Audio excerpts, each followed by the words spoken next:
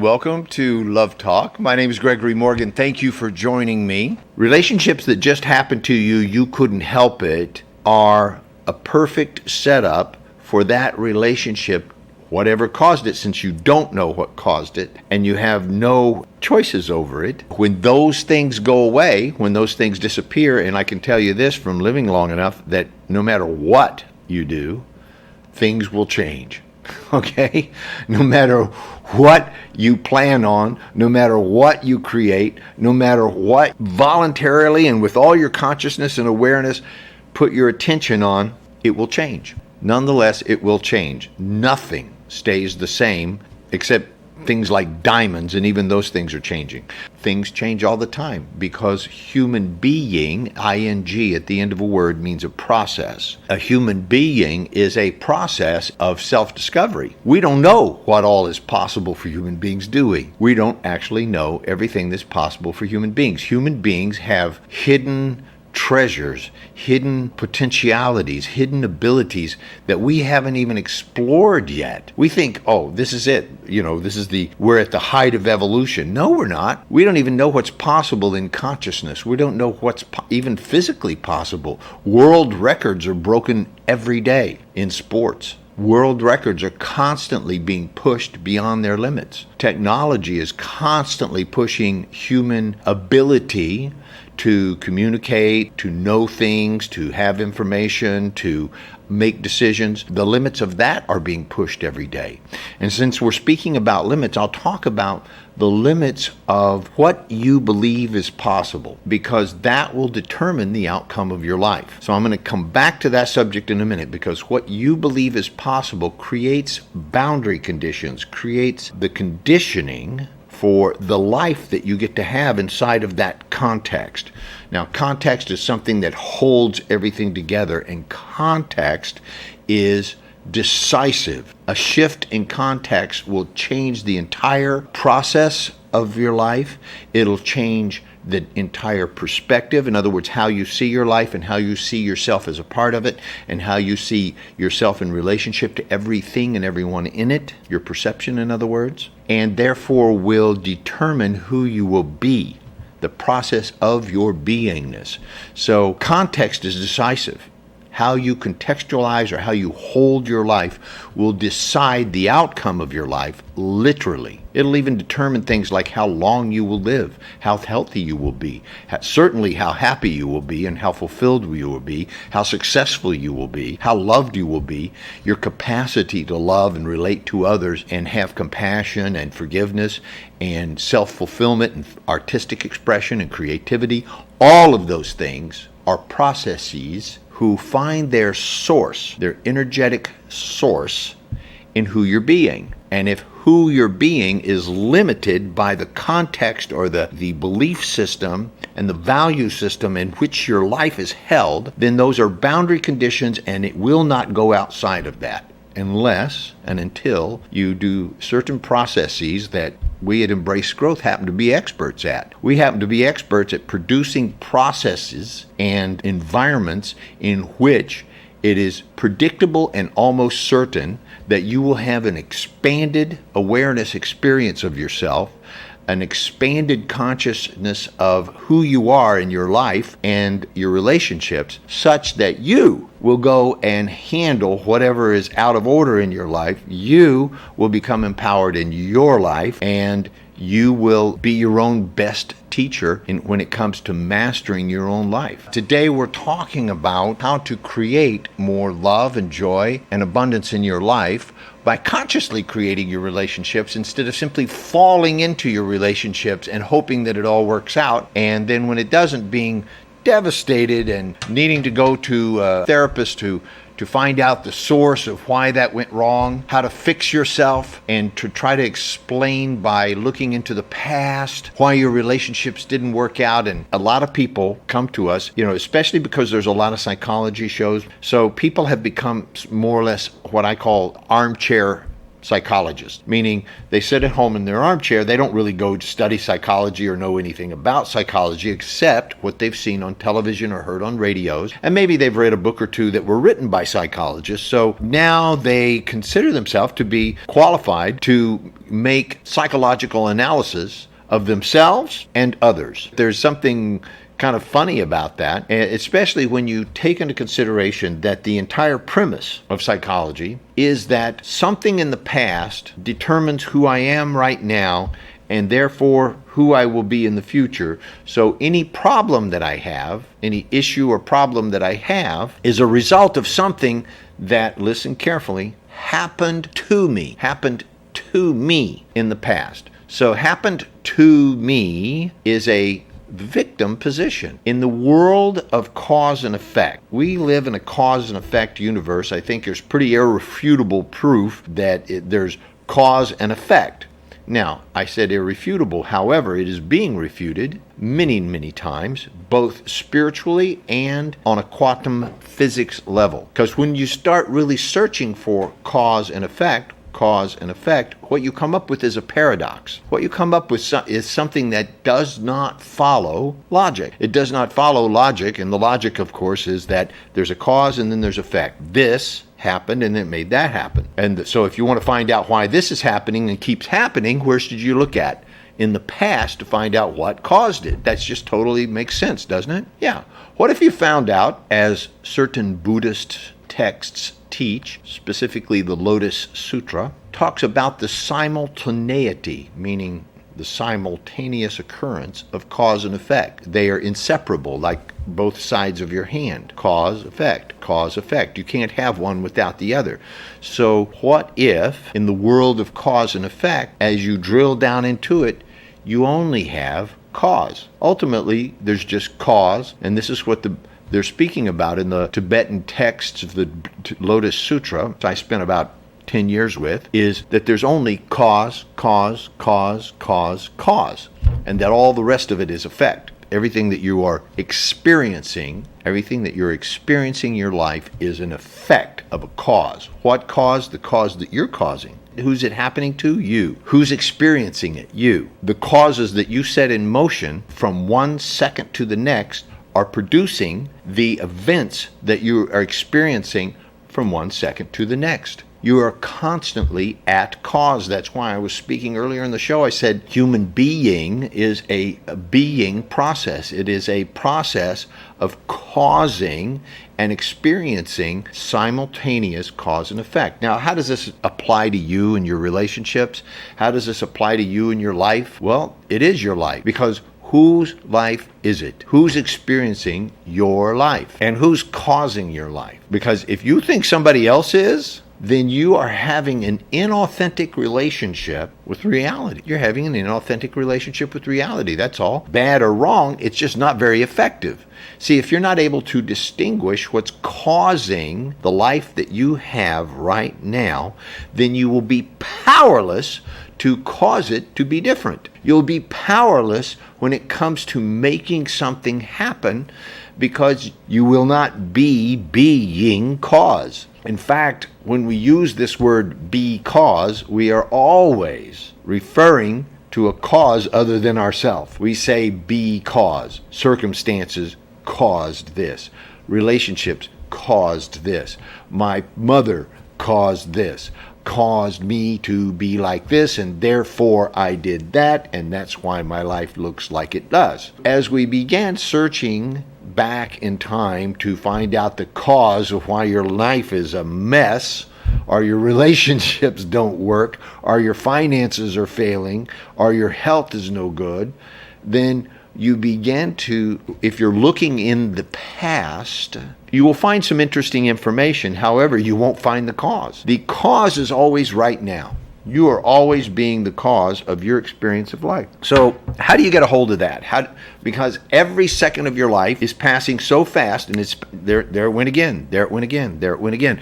Now is happening all the time, and it's over as soon as you experience it. That moment is gone forever as soon as you experience it. Now, I know you can take pictures of it or you can video it, but then now the only time that you will be able to see those videos or pictures will be in a now moment some other now moment, not now.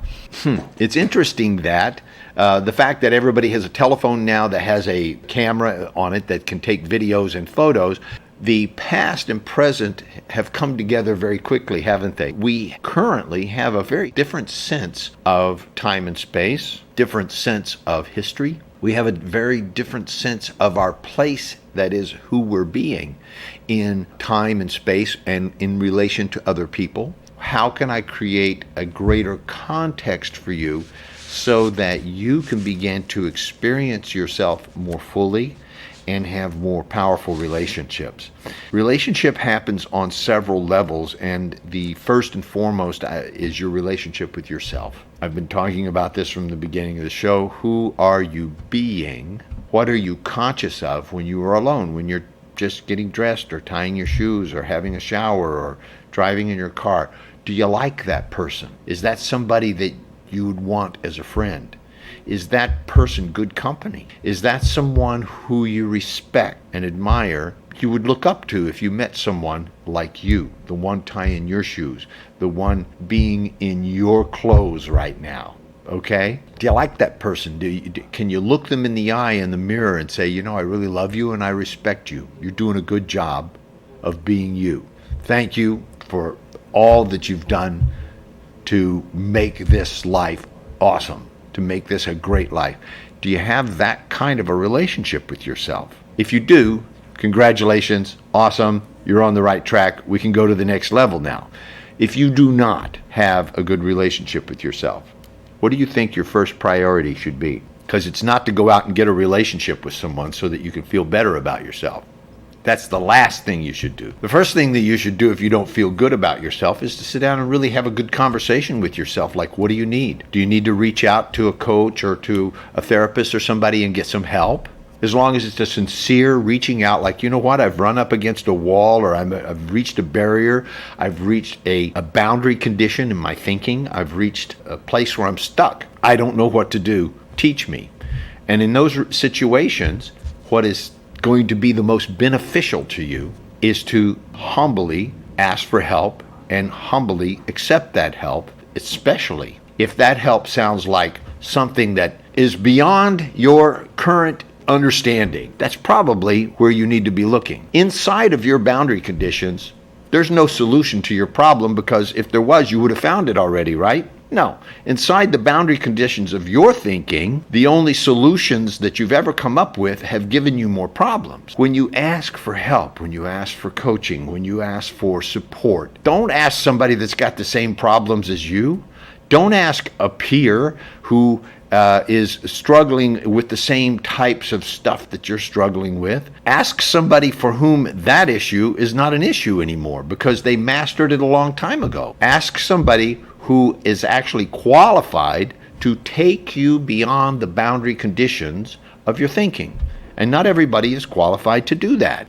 There's a lot of people that think outside of the boundary conditions of your thinking, and mine as well, you see. That doesn't mean they're qualified to coach me, right? There's a lot of people that are way more intelligent than me and way more educated or whatever, right? Have more experience than me, and yet it doesn't mean they're good coaches. Doesn't mean that they're qualified to help me have a breakthrough, you see. They could be not so qualified, and if I'm completely humble and completely asking with open heart and sincerity, no ego, and approaching this like, I don't know what to do.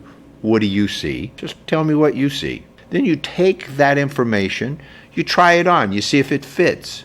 You see if maybe something goes clunk and falls into place for you. And if it does, use it. Take it and use it. You see? That's what a coach is for. That's what a psychologist is for. That's what a therapist is for, is to give you a piece that you may be missing in your own puzzle so that you get a better picture of what your life could be.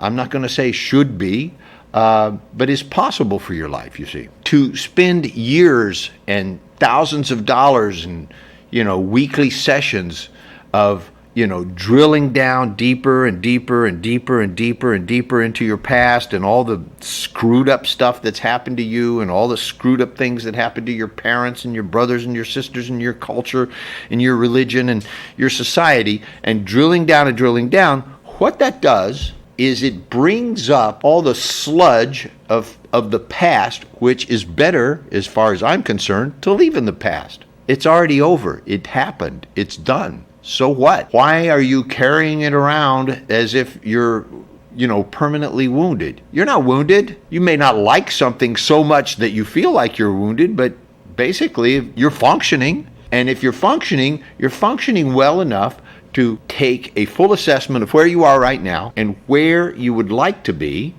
And then there'll be a gap. There's where I am, there's where I'd like to be, and maybe I don't know how to get there. That's when you can humbly and correctly ask for help, ask for coaching, and have a place to receive it, try it on, see if it's going to get you where you want to go, and take it from there. But if you go and buy a sewing machine, I don't know why you would, but if you went and I don't know why it popped into my mind.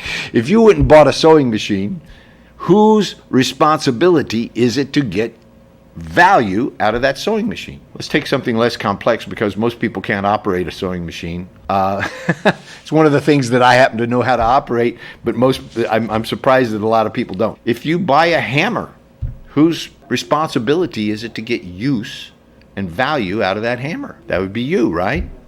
If you go get a coaching session, whose responsibility is it to get value out of that? If you go and take a workshop, whose responsibility is it to get value out of that workshop? And so if you ask a mentor a question and they give you an answer that maybe doesn't fit your reality, whose responsibility is it to get value out of that, you see? It's always going to come back to you. It's your responsibility because it's your life. You're the one seeking value. You're the one who's reached out to get more value in your life, and so it'll always be your responsibility. Relationships begin with your relationship to yourself. And if your relationship to yourself is I'm a victim and poor me, then the only kind of people that you will see in your environment. Remember I said earlier that context creates your reality? The context of your life, the boundary conditions of your life, the bowl, if you will, that your life is held in will give you the shape of your life. The vase, if you will, that you hold this liquid fluid beingness called your life is shaped by what you're holding it in. And if you're holding it in a belief system that is limited, then your life will be limited. So your life belongs to you. Your first job, duty, obligation, want to have a relationship or a life that works, is to have a powerful and empowering relationship with yourself. So your first relationship is to yourself, and when you are good with yourself, when you actually have some love and respect and empowering outlook on life with yourself, then and only then should you have a relationship with another human being. Obviously you have relationships with other human beings all your life, but I'm talking about a romantic relationship in which there is, how do I say that? A romantic relationship usually involves kissing, hugging, sex of some kind, sexual exchange of sexual energy, if not actual intercourse, but an exchange of masculine and feminine energy, okay, in a romantic relationship. And so a romantic relationship, I said masculine, feminine energy, I didn't see a man and a woman. It could be between two men and two women. But for the purposes of this conversation, we're going to say a man and a woman, okay? Because no matter what sex you are, you have both masculine energy and feminine energy. These days, I have noticed that men have become more and more feminine, and women have become more and more masculine as the roles have shifted and the dependency for survival, that means food, clothing, shelter, money, all that stuff, as that has shifted from, being dependent upon size and strength, dependent upon the ability to perform violence in order to have food and clothing and shelter, that is shifted. Now it is more about what can you provide that has value to others. Okay, what can you do that provides value for the most number of people, and that's how people get paid, and that's how they support themselves, and therefore that is a competitive field. And so when everybody is working, whether you're a man or a woman, whether you're a masculine man or a feminine man, or a masculine woman or a feminine woman, regardless of where you are in that, when you're at work, you're masculine because you're doing a masculine activity called compete, win, intervene, bring home provisions and protection. That is a masculine activity, and so consequently, more and more women are taking on the masculine activity of working and having careers and providing for their families and their children, and more and more men are staying, boys really, into their late 40s and 50s. They stay in a boyish attitude, dependent upon a woman, whether it's their mother, their family, or women in general, or their wife. They're more or less dependent upon those women to, sounds funny to say, but pretty much tell them what to do, how to be, how to behave, how to dress. They're constantly, seeking the company of women in order to feel more comfortable, rather than seeking the company of men, which might be more challenging or more confrontational. So as more and more women become more and more masculine and more men become more and more feminine, we have a disbalance between the masculine and the feminine. And so when I speak about relationships, I'm speaking about masculine energy and feminine energy, and balancing those two within a relationship regardless of your gender. Okay? So please don't listen to me like I'm talking about men, and men should be like this and women should be like this. I don't care. I just care about who's the masculine one in the relationship, who's the feminine one, and can you guys balance each other out? So until you have come to balance it within yourself with your own masculine and feminine energy, don't take on having a romantic relationship with the opposite sex, because I can tell you something, you will first you'll end up either apart. If you seek therapy, you'll end up in therapy or a workshop or something like that. And if you don't, you'll end up in a divorce court. Or at least you'll have what we call, very common in the Persian community, an in-house divorce. That's where two people live together, and for outside the house, they appear to be married, but inside the house, behind closed doors, there's literally a divorce. They no longer live as husband and wife, but as roommates. There's not any romantic relationship that's in there anymore. So your first relationship is with yourself. Your next relationship is with one other person that you have a monogamous romantic relationship with. And then and only then can you begin to address your relationship with a family or a group. Now, a lot of people want to skip right to family and group, and a lot of people in their relationships, they never have a personal relationship that is superior to their family relationship. In fact, that gets backwards all the time. In the Persian culture, it's very common that the person remains married, means absolutely devoted to their family, and then they marry another person who is outside the family and attempt to bring them into the family. Now, I understand that thinking. I understand that. It causes certain issues. Some of them get worked out and some of them don't. My advice is always, if you're an adult, first of all, don't get married unless you are. And you're not an adult until you're at least 27 years old, okay? Your brain hasn't even finished formulating until you're 26, 27 years old. Your nervous system isn't even a fully mature nervous system. I know you're capable of having children, and I know that in ancient times, people used to have children at a very, very early age and used to marry at an early age. However, that is not necessary, and I don't think it's very even desirable, honestly. Statistics show that the largest group that has successful long-term marriages are the following group. Both people are at least 27 or more, 27 years old or more, and both people have had some kind of higher education. In other words, they went to junior college at least, something like that, some kind of education, and are at least 27 or more. And in that group of people, those people have the highest success rate in terms of long-term committed relationships that last a whole lifetime. That's the lowest divorce rate group. Don't even take on having a romantic relationship or a married relationship until you're at least an adult, and then you should put your mate first, above your family. And that's where a lot of people have a struggle. A lot of people have a problem with that. And that keeps them as children. That keeps you as a child in your own mind, and it puts a filter between two people where there should be no filter whatsoever. There should be no filter. There should be like a complete, open, transparent, heart-to-heart connection without any other relationships interfering with it. Other relationships come second, not first. Your relationship with yourself is primary. Your relationship with one mate is secondary, and your relationship with your family comes later, comes after that. You and your mate decide how you're going to relate together as one with your various families. And so then and only then will you have a chance of having balance. Otherwise, you will have a random, capricious, and very often mischievous and malicious interference between these two people, which will cause a divorce or cause tension or cause upset or pain. Again, lead to an in-house divorce or a literal divorce.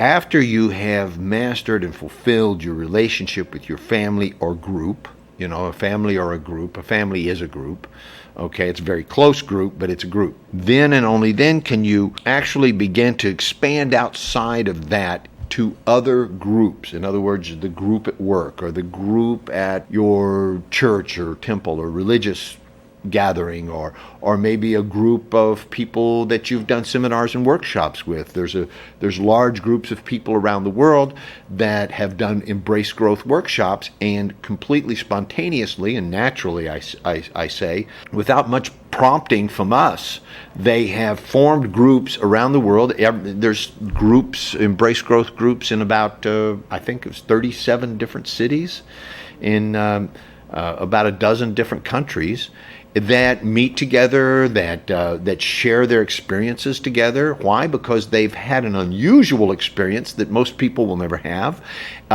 It's caused them to have an expanded awareness of who they are and their ability to love and have compassion. And what do they want? The most natural thing in the world is to be with people like that. Be with people who they could share that experience with. Not just the people in their life who maybe may never go to those seminars or workshops or experience those things.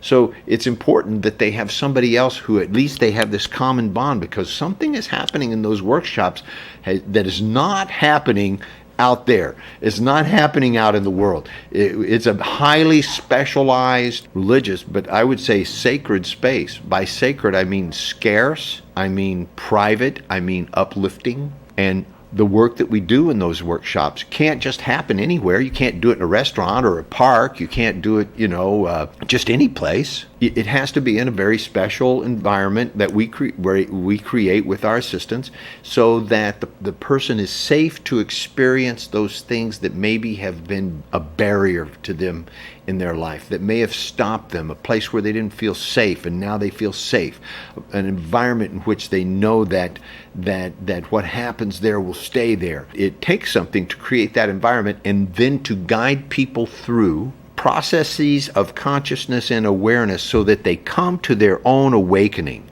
So that you can come to your own awakening. So it's only natural that those people would gather together in groups and create communities of higher education, create communities. And what's a community? A community's got people in it that you like, people that you don't like, people that you're interested in, people that you're not so interested in.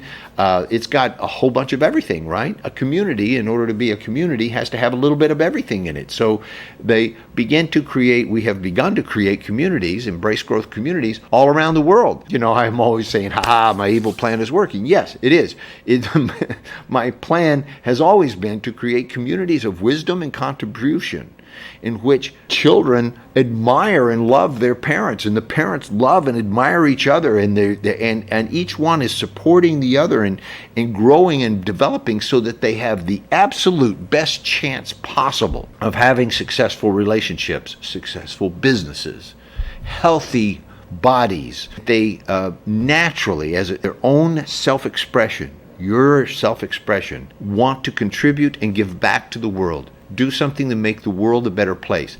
I believe this because I believe that this is everybody's secret desire. Every one of us has a desire, hidden or not, some are more aware of it than others, to make a difference in this world, to leave a mark on this world that makes this world a better place, to bring some, each of us have a little piece of the genius, the entire genius that is humanity, that is creation. There is a genius, masterful, brilliant mind that permeates humanity, a goodness. And you and I have a piece of that. Each of us carry a key to it.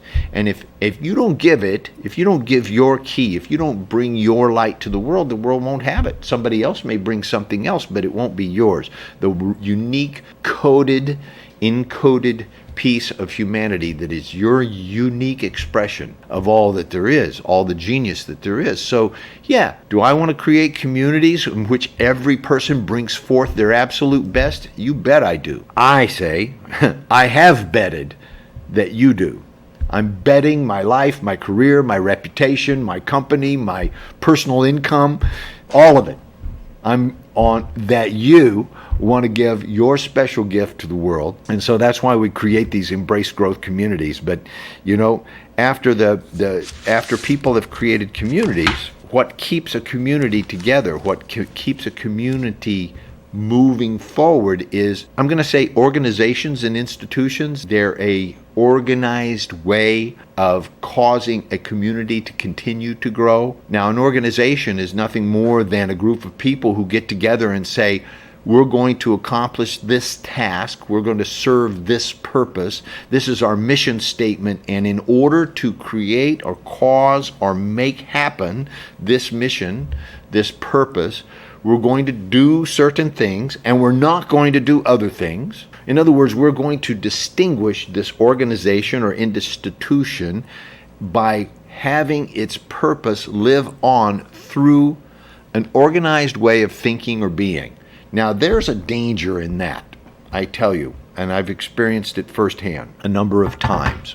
When people reach the level of organization, if they have a background of religion, if their only background, if their background of frame of reference for organizations are that they're either like a corporation, so they're all about money, so they must be corrupt. That's a lot of people's background organizational thinking. Or their background may be that, it's like a religion and all religions are corrupt, or religions are always, wrong in some way, or religions try to trick you or manipulate you or dominate you, so I don't like religions. Or organizations are educational organizations, and so it's all about charging you for your education. But if your education's really sincere, then they should give you a scholarship or give it away for free.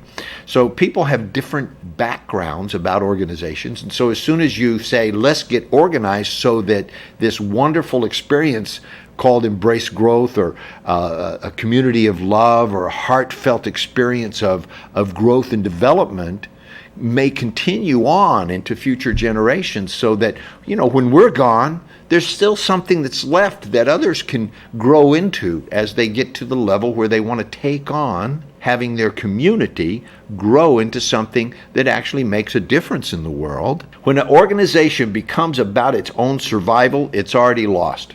Okay, and that's what's happened with religions. In order to become and stay a religion, in order to have a temple and to have a wise man and to have groups of wise men with certain specialized clothing and ornaments and religious accoutrements about them, whether it's a Vatican or a mausoleum or a synagogue or whatever the heck it is, in order to have all that stuff, that you got to have an organization.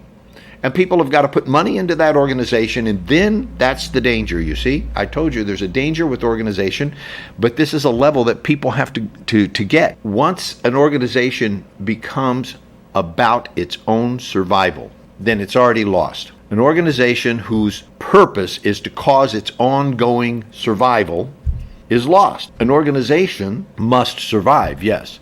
An organization must have money in order to have telephones and offices and all those kinds of things, of course. But the purpose of an organization is to serve society. Okay? It's not to serve the organization or even just the community. An organization is created by a community in order to cause their intention, their purpose, their growth and development to reach out and touch society on a grander level. We started off with your personal relationship with yourself, your relationship with one other, your relationship with your family, your relationship with your group, your relationship with your community, and now your relationship with organizations or institutions. And then we reach out such that your love, your growth, development, your possibility, your intentionality touches society. What society? Your society, the one you're in. Society. Whatever society, you may say, well, listen, I'm French. I only care about French society. Fine. You may say, well, I'm Persian. I only care about the Persian society. No problem. I don't have a problem with that. Cause your society to grow. Whatever you consider to be your society, that's your society, you see. I personally belong to several societies that I'm concerned about. I have lived in France and I love France, and so I'm concerned with French society. I'm concerned with English society. I'm concerned with American society. I'm concerned with Persian society. I'm concerned with a particular group or society that lives in the Midwest back in Texas and Oklahoma, because that's a part of my roots. It's part of where I came from. So I have an eye on how does that society growing and developing.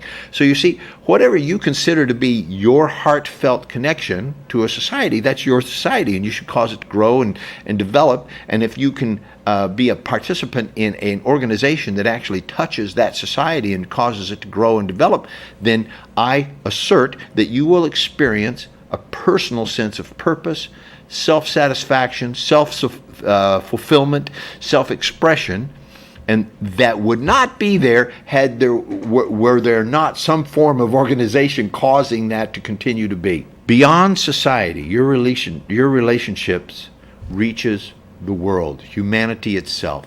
Beyond your society, there is the world at large. There is the human spirit. There is the dignity of humanity. There is the nobleness of humanity. What if, in a truest sense of the word, if your relationship with yourself through all of those levels that I spoke of stays true, then your personal self-respect, love, and appreciation, and dignity, and honor and integrity will reach out and touch humanity. It'll go through those various stages, but you need to be right with yourself to begin with.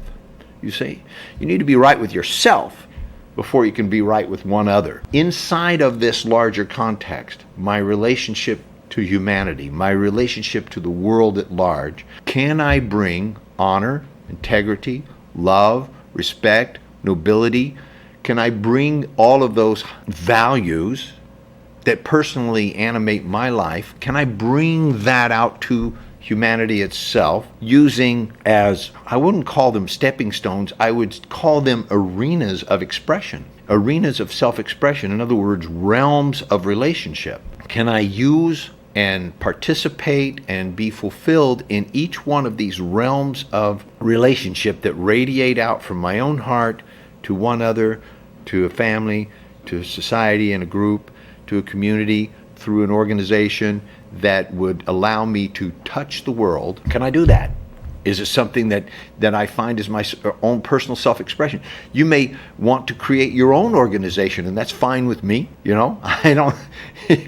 Please do. Create something that is your personal self-expression that reaches out and touches humanity. I assert that that is the source of happiness and fulfillment, and moreover, it's the source of health. If you want to be healthy, if you want to stay young and vibrant and alive and flexible and resourceful, then participate.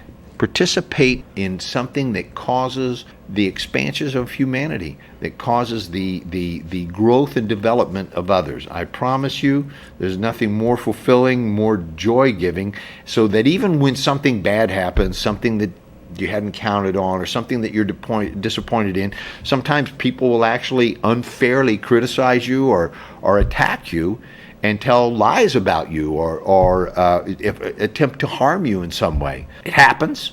It's happened. That it doesn't destroy your ability to be happy, and you don't go spending, hours and weeks and months and thousands of dollars in therapy trying to figure out what happened in the past that this thing has happened to you now.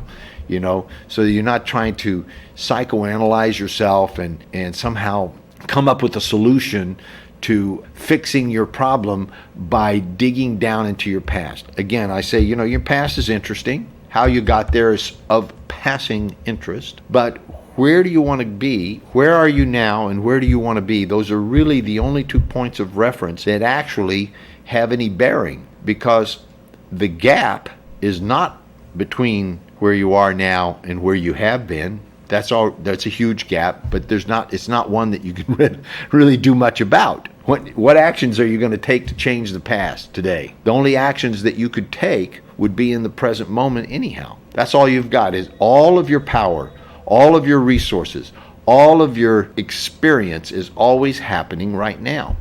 It's always happening right now. Even if you sit back and fantasized about the future, you're not in the future, you're right now. You're right now fantasizing about the future. Even if you sit back and remember the past and talk about the past and dwell in your memories of the past, the only time you're doing that is always in the present moment. There's never any other moment that you could ever possibly do that. All of your experiences is happening right now, right now, right now, right now. So it kind of behooves us, if you will. Behooves is kind of a funny word if you may not know. It would be to our benefit to use our present moment to create something that has the possibility of expanding consciousness and awareness for ourselves, our relationships, our groups, our society, and humanity out into the future. Wouldn't that be a much better use of your time, your precious time and energy? I will also point out that you have no idea whether you'll even be alive tomorrow. If right now is all you had, and we used to do these exercises in some of the classes that we did, write down if you had only 1 month to live, and let's say that money wasn't an issue and health wasn't an issue, you just knew that in 1 month you'd be gone, what would you do with your life? What would you do with your life if 1 month was all you had? And people would come up with some very interesting answers. Well, what if right now is all you have? What are you going to do with your life? So I'm going to go ahead and take a call. Hello, this is Gregory, and you are live on the air with Love Talk. First of all, your show is very interesting. Thank you. Enjoy it. Thank you so much. I appreciate you watching and saying so. If you have time, talking about the trust. Trust? Yes. Okay. Well, do you have a specific question about trust? Because, it's a big subject. 25 minutes, I watch your show. In any subject you're talking about, the trust be involved. Okay. Yes. For example, if you go to talk to psychologist or yes. join to yes. organization. Yes. This is establish the trust. But some trust is the relationship trust. Yes. Is broken. Yes. Is it possible to rebuild it or? When people tell me that they have a hard time trusting other people in relationship, Mm-hmm. Here's what I understand from my own experience. And that is that you may have an issue of trust with yourself. In other words, can you trust yourself to make good choices? Every time you've ever run into a person that was not trustworthy, you had a feeling about it. You had some thoughts about it. You had a little something that maybe popped up in your back of your mind and you decided to ignore it. Mm-hmm. Yeah. I know this from my own experience. Every time somebody has proven to be distrustful, I saw it in the beginning. But I'd ignored it because I liked them, because I wanted to trust them, because maybe I needed something that they had. There's a lot of reasons that you might step over something, but that makes you untrustworthy, you see, because you didn't trust yourself. Now, if you've been watching this show, you've seen that I've been talking about the first most important relationship is the one with yourself, right? That's my question, is come back to that level of the relationship with yourself, the first level. Yeah, you don't trust yourself. You don't trust yourself to make good choices. I run into women all the time. She says, I keep choosing the wrong guy, and so I don't trust men anymore. No, you don't trust yourself to choose the right guy. And the reason you don't trust yourself is because you keep stepping over these warning signs that you recognize at the time, but you ignore them. That makes you untrustworthy to yourself, you see. Because your subconscious mind tells you things, it's very sharp. The subconscious mind picks up on stuff, all kinds of little signals, or maybe the way they talked, or the way they dressed, or the way they, or something they said that didn't fit, or some feeling that you had that maybe they were lying, or maybe that you shouldn't count on them, but you went ahead because you wanted to, you needed to, you know, maybe that'll work out this time. The moment you stepped over that thing, you became untrustworthy to yourself. The question of trust is this. Trust is a gift. You either give it or you don't. Now, I have given my trust to people who were not trustworthy, and I've paid the price. Or I've said, listen, there's this thing about you that I'm not sure about, and I'm going to relate to you like I'm going to keep my eye on that. I'm watching to see if I was right about that. I could be wrong, but I want you to know that there's something that I don't feel comfortable with about you, and I have an honest conversation. Listen, if they tell me, hey, get out of here or whatever, fine. It's better I'd find out now, right? Does this make sense to you? Yes, but Yeah. You know, to me it looks like the trust, especially I'm talking about the family, inside the family. Trust looks like the piece of the paper, when you smash it, you cannot bring it back the same way it used to be. Is there any way to rebuild that one? That's my question. And plus, before you go, I got a suggestion, if it's possible for you, because your show is very interesting. I learned a lot of Yes. subject from your show. I learned a lot, but if it's possible for you, hire somebody or assistant somebody to just take the question and pass it to you, because some people maybe they don't like speaking English on the air. I don't know if we're able to do that. I don't have an assistant here at the show pass with it me. to you, you know. Yeah, no, I don't have somebody with me here.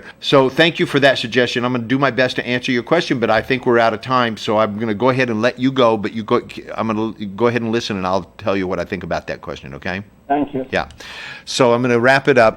Trust is a gift. You give it, you take it away. You give it, you take it away. As far as trust that has been broken, especially in a family member, I understand how painful that is, but how you rebuild trust is through communication. Eye to eye, heart to heart communication. You did this thing, it hurt. I got hurt when you did that. Now I don't trust you, okay? And I'm going to relate to you like somebody that I cannot trust until you prove me wrong. You need to prove that I can trust you.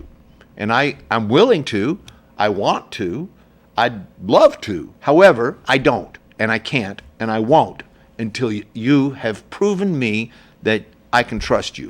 And I'm watching, and I got my heart open, I'm willing, but I'm not going to trust you until I know that you can be counted on. Now, that's an honest, straight conversation of somebody who's responsible for their life and who's taking responsibility for their relationships. I hope that helped. Thank you for asking. This is the end of the show. Thank you for joining me on Love Talk. I'll see you back here again next week.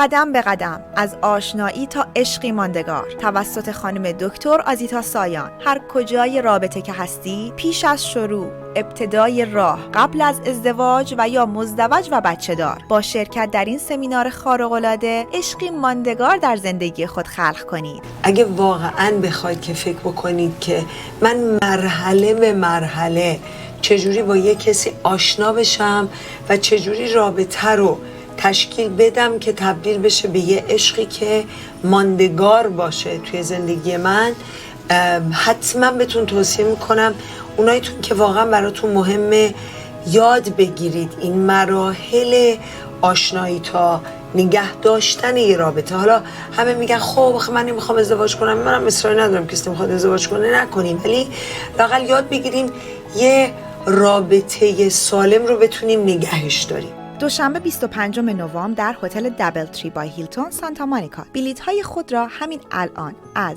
وبسایت و یا اپلیکیشن امبریس گروت تهیه کنید و یا با شماره 310 460 2600 تماس بگیرید. در کارگاه‌های آموزشی بانوان به رهبری دکتر آزیتا سایان خود واقعیتان و همچنین مردان را بشناسید و با استفاده از قدرت زنانه خود روابطی سالم و عاشقانه بسازید. ایروان ارمنستان 31 اکتبر تا 2 نوامبر، تورنتو 15 تا 17 نوامبر و همبورگ 28 فوریه تا اول مارچ. 310 460 2600 embracegrowth.com.